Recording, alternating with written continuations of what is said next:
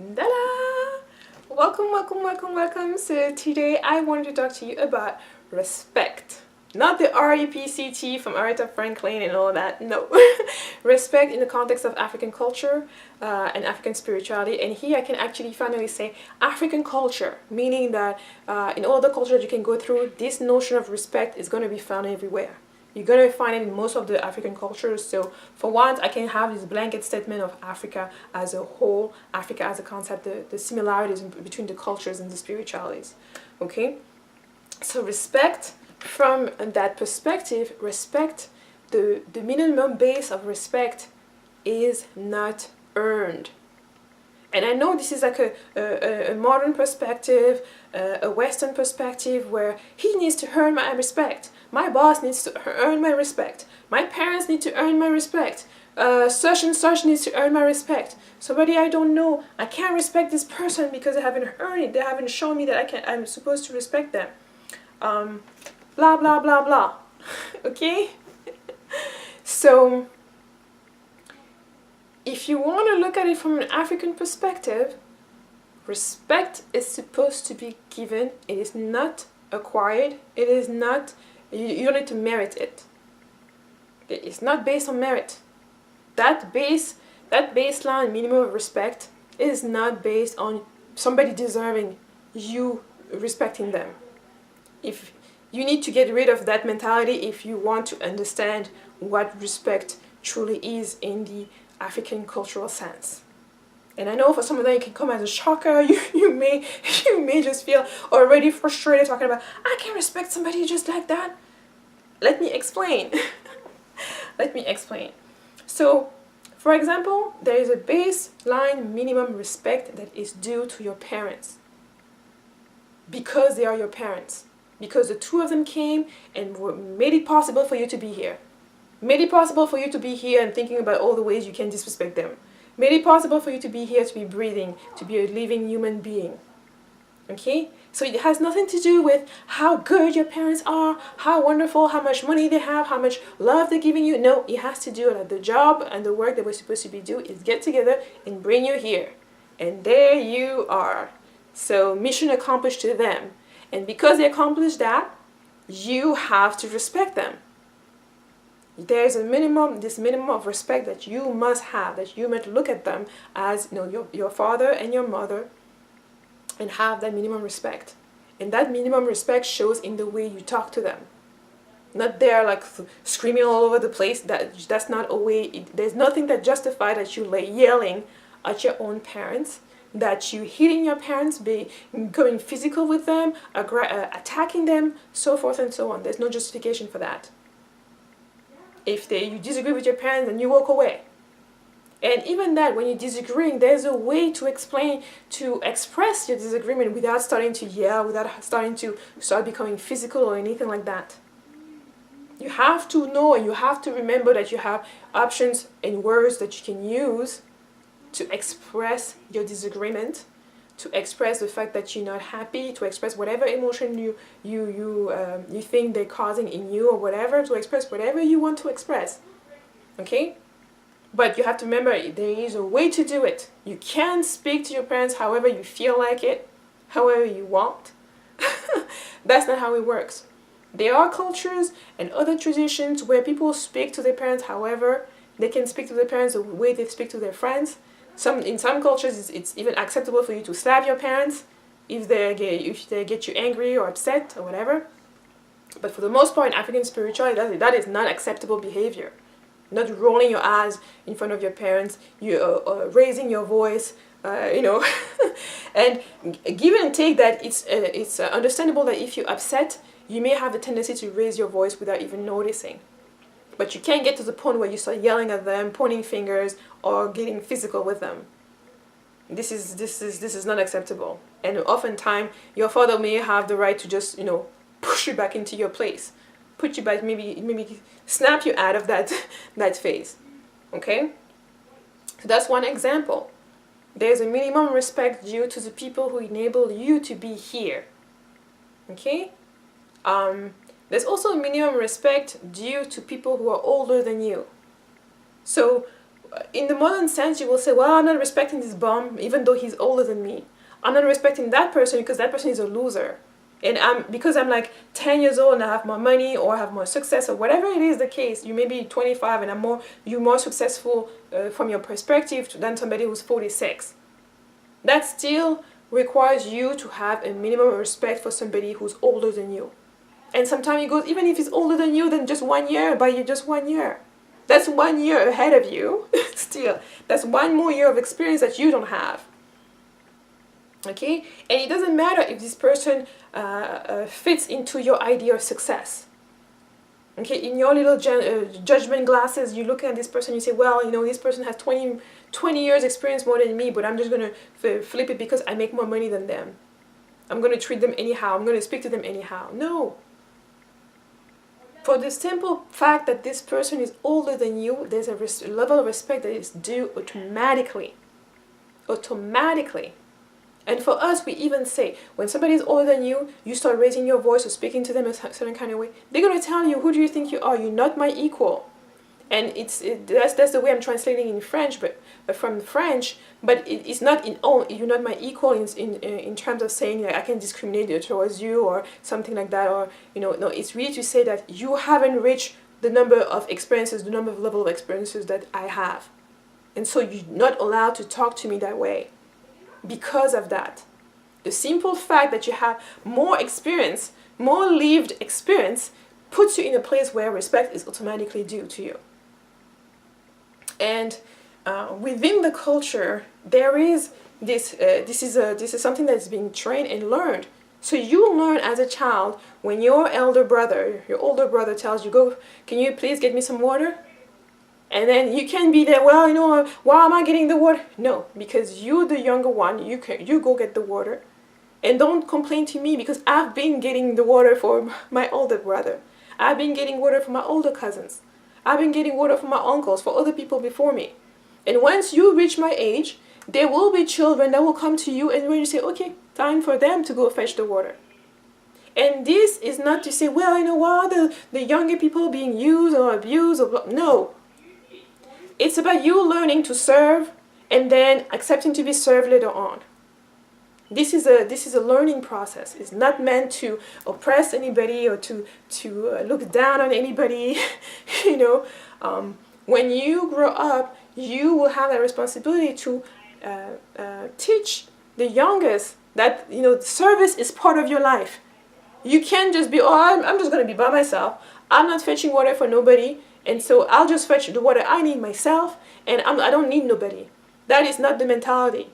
You learn service at that young age, that it should be normal. And if you see young kids, I remember when my twin sisters were really like toddlers and babies, like, I mean, not babies, but toddlers, around 3 or 4, and they will say, you know, you say, oh, can you get me some water? They will come and say, oh, do you want me to get you some bissap? Do you want me to get you some orange juice? And there were times where you say, you're not even thirsty, and you be like, no, I'm not thirsty. I'm like, please, I can get you a glass of water. And he was like, okay, go ahead and get me a glass of water. And then she will come back all happy, and he's like, oh, thank you, sweetie. You know, and it was pleasing to her to do that, to serve that, to contribute, to participate. And then we'll run around, you will hear their feet going up and down and being like, okay, I'm going to go down to the kitchen, come back up. Does anybody else need something to drink? And they will be happily doing this. This is not something that you're forcing on them and, you know, and they're crying in the back and something like that. And, you know, and when I'm looking at that, I'm reminded of my own self. When I was younger, I was the same. I'm going to go to fetch it. And it's like, hey, you know, let me fetch it for you. And then the appreciation that people will have is like, oh, thank you so much, sweetie, you know. And it's a way for you to learn, and you know you're already starting to know and learn how to serve people within your own family so that you're even prepared to go and serve outside of your family, within the community and beyond. And it becomes something that's natural. It's not something that's being put on you, that's being forced on you. It becomes something that you've lived before. You're training that service muscle, okay, to be able to do that. And to be able not only to do it as a duty, as something like, oh, yeah, I have to do it, but to do it with ease and pleasure. They will ask you, like, please, please, tell me what you want to drink so I can go and get it. Okay? So it's important. There are certain rules that are in place, not to oppress anybody, but to maintain a certain type of order. When you start talking any kind of way towards your parents, any kind of way you feel like, and you start doing all of that, for us, there's a saying that said, the way you're talking to your parents, your children will talk to you like that. And I've heard people say, well, I'm not going to have any children. Well, the children around you will talk to you like that. Your nieces, your nephew, maybe the kids in the neighborhood. So don't think that because you are, I'm just not going to have any kids, I pass it through. No, the children around you is going to talk to you with the same disrespect that you're using for your parents. And that's why it's oftentimes people will say, I feel disrespected for this, and how disrespected were you towards your parents? It may be time for you to go ask for forgiveness and move on and do better. But for us, it is something that's important. You can't just talk to people the way you feel. however you feel like it, or tell it like it is. No, you don't tell it like it is. You tell it with the respect that is due. Okay? And I saw that, and I know that for some people it may be upsetting to hear this. I don't want to be that. This is submissive. This is oppressive. No, it just means that if you're really upset, if you're feeling anger, if you're feeling despair, sadness, whatever emotion you're feeling, feel it. Continue to feel it. Finish feeling it. Okay, once you finish feeling it and you're calm and you're done and it passed away and it's over, then you can come and open your mouth and say whatever you want to say in a manner that's calm and respectful. Even if it's like something like, I'm leaving home, I cannot stay here anymore. You just need to say it in a way that is respectful. Nobody is saying you're being abused or this and that, and things are going all over the place around you, and then because you have to show respect, you're just staying there.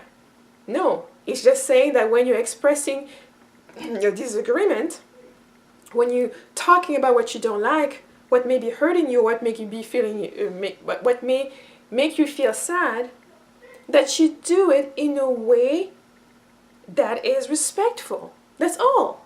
We don't want to change your mind. We don't want to push you to think a certain way or to do certain things. No, but you have to do it in a way that is respectful, and that's important. So we respect the people who enable us to be here. Okay, we respect the people who are older than us because they have more experience, and the experience that they have is either experience that will inspire us, this experience of success that will inspire us, or experience a lesson learned that will prevent us from doing the same mistakes. So you can't lose. There's nobody who's a loser. Somebody who's walking around showing you experiences that are hard, that are difficult, that didn't work out, is a lesson for you. So you don't have to leave that. You have an example here, like if you go down that path, you may end up like this person. So either you're going to still go and be very careful, or you're going to avoid it altogether. So that means that older person that already lived certain things and seen certain things and is talking to you or is providing you this, and that is either helping you learn, or they're helping you win. That's it. And when you start seeing like that, you start understanding that it makes sense. It makes sense that if you see somebody who's destitute because they wanted to do something, they did that and that and that and that, and you look at their story, you're going to thank them from helping you avoid a path that is not going to be beneficial for you. If you see somebody who's older than you, who's doing drugs, who's a crackhead or who's whatever, instead of putting them down, you should thank them, because it actually shows you, if you take that path, you may end up just where this person is. And you should be grateful to be like, okay, now that I've seen this, I know I don't want to be doing drugs. I know I don't want to go down that path. Okay? So that's the meaning behind it. It's not here for you to have more rules and to feel oppressed and all of that. It has nothing to do with that. When those different things are put in place, is to provide and sustain order.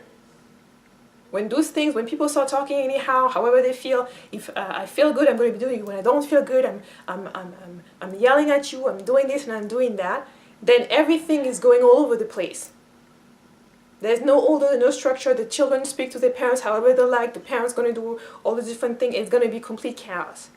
And order comes in so that people know, me as a young child, this is what is expected of me. And when I do that, this is what I get in return as well. I give respect to people who are older than me, and when I give that respect, the people who are older than me respect me as well. If you get in a place where the older people don't have that respect anymore, they're not going to be able to teach it to the kids no one learn it, and it's going to be a vicious cycle.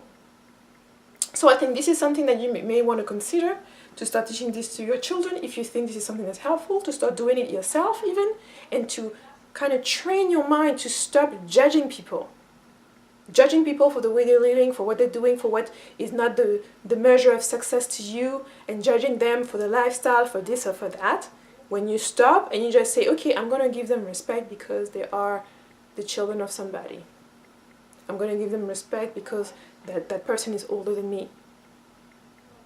So I'm going to talk to them a specific way. I'm going to talk to my children in a specific way. I'm going to teach them to talk to me in a specific way. So is there something for you to consider? As always I say, you always do. You have free will. You can do whatever you want. Those little things are just things to take in consideration. And I have to say, this is not just confined to the diaspora. I know a lot of you are in the diaspora, but it's also confined to back home. I get messages all the time of how certain kids are now becoming so disrespectful that they're no longer even following this little structure, because they're seeing around them that some adults are not following it either. So I think it's not a matter of just imposing things on the children, but it's also a matter of you adopting that behavior, adopting the fact that you're going to start raising that level of respect, and understanding that the minimum of respect does not need to be earned. You get it just because. You get it just because it's you. Just because you're here, you get it. Just because you have kids, you get it. Now, it doesn't mean that everybody gets the same type of respect. No. Because clearly somebody who's going well above and beyond the rest, being the best, and trying to be the best at everything that they do, then we can give them a lot more manifestation, a lot more expression of respect and appreciation. Okay, so that's the way you expand it. You expand it. The more somebody is touching you and showing you love and the more you give them as well. But everybody gets a level of respect. Everybody. Okay, and then you can go up and provide more and more for whatever aligns with your own beliefs, whatever aligns with your perception that you want to give more because of this or that. You can always do that, but remember that everyone gets a level of respect. And then you level up based on your own personal belief and however you want to do it. So I hope this was useful. Of course, if you have any questions, if you have any suggestions, leave them down below. And I will see you in the next video. Bye bye!